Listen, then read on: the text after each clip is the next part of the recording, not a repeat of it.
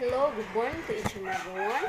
I am Geraldine Campos Lublas, Bachelor of Arts, second year, Block 2. And now let us talk about the world history. What is world history and why it is important to study world history?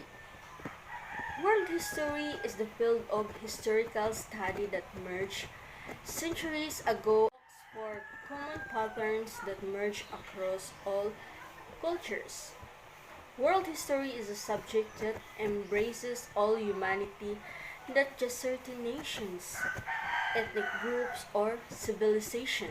World history for us all emphasizes three rationales for investigating the human past. Number one, knowing who we are. World history throws light on the distinctive characteristic of human beings and how their thought, behavior, and interactions change over time. The second is preparing to live within the world.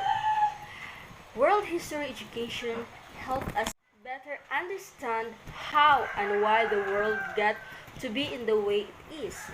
It's giving attention to the histories of nations, civilization, and other groups and differences among them, but it particularly emphasizes the history, problems, and challenges that humans have shared simply because they are humans.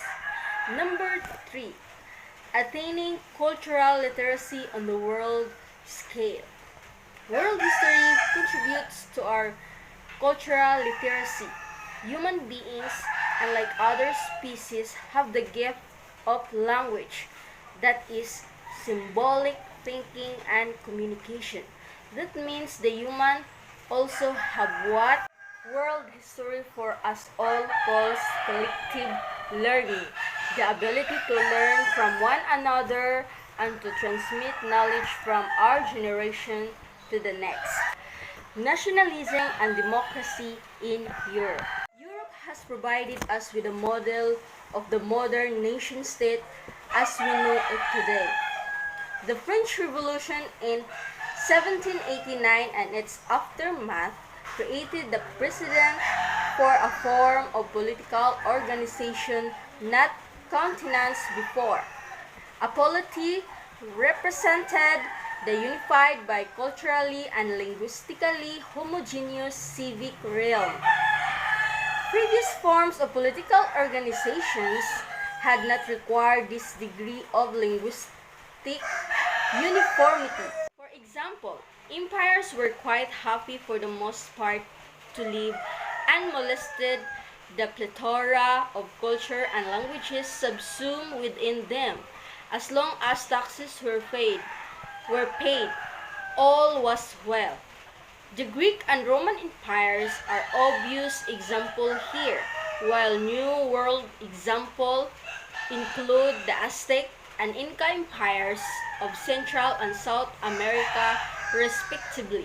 More recent historical examples include the Austro-Hungarian empires, overtly multilingual policy, but perhaps the clearest example is that of the Ottoman Empire, which actually established a formal system of millets, or it was called nations, in order to accommodate a cultural and linguistic diversity of peoples within its border.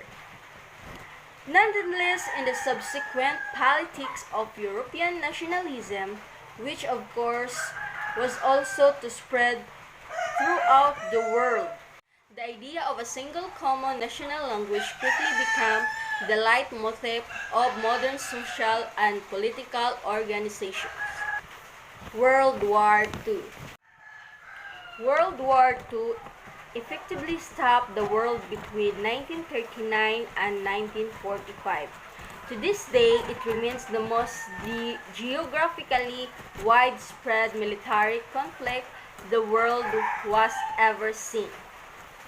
Although the fighting reached across many parts of the globe, most countries involved shared the united effort aimed at ending the aggression of Axis powers. Germany, Italy, and Japan. Despite the fact that Germany and Japan were technically allies, however, they have vastly different motives and objectives, and their level of cooperation was primarily one of the distracting the attention of each other's enemies rather than of attaining any specific common goals. For most studies of the war cover the conflict with Germany and Japan separately, dividing treatment of the war between the European and specific theaters of operations.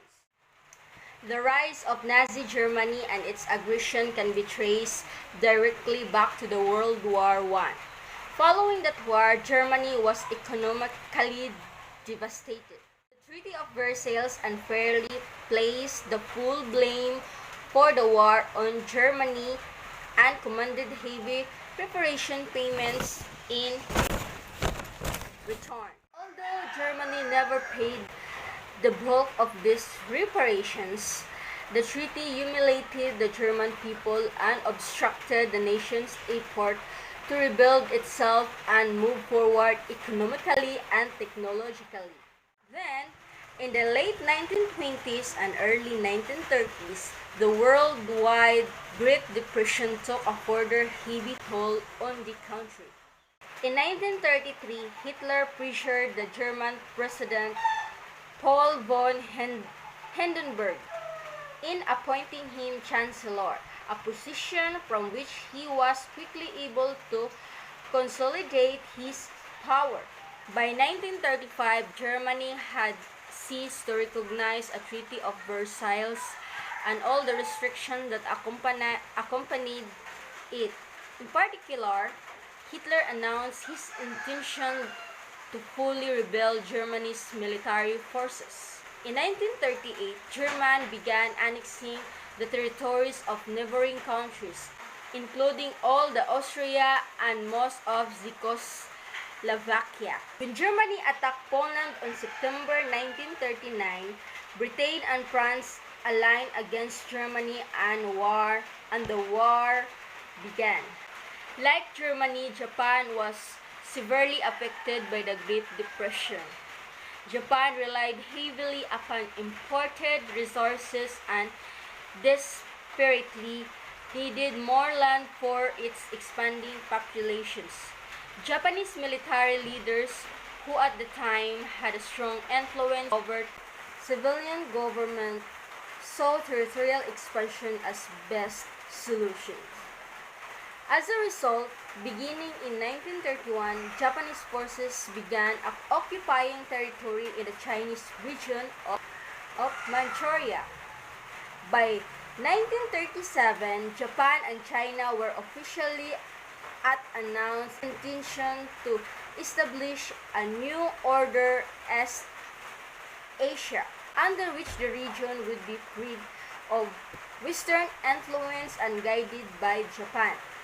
In 1940, Japan signed a formal alliance with Germany and Italy, setting the country on a clear course to enter World War II. The things that I've learned in online class is there is an advantages and disadvantages. The advantages is it is efficiency. Online learning majority of teachers an efficient way to deliver lessons to their students. Online learning has a number of tools such as videos, PDF, podcasts, and teachers can use all these tools as part of their lesson plan. The second one is the accessibility of time and place. In online education, it allows students to attend classes from any location of their choice and to access the learning material at the time of their comfort. The third one is affordability. Online education is far more affordable as compared to physical learning because it eliminates the cost points of students' transportation, student meals, and real estate.